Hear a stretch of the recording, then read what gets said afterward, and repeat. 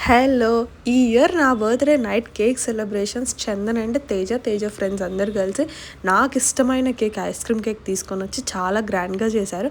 And నేను full happy అనమాట. అసలు ఎక్స్‌పెక్ట్ చేయలేదు. బట్ నాకంటే కివితల్లి చాలా ఎంజాయ్ చేసింది. నైట్ 12:30, 1 ఆ టైంలో సాంగ్స్ పెట్టేసి తను ఎంజాయ్ చూడండి ఎలా చేసిందో. అంతే.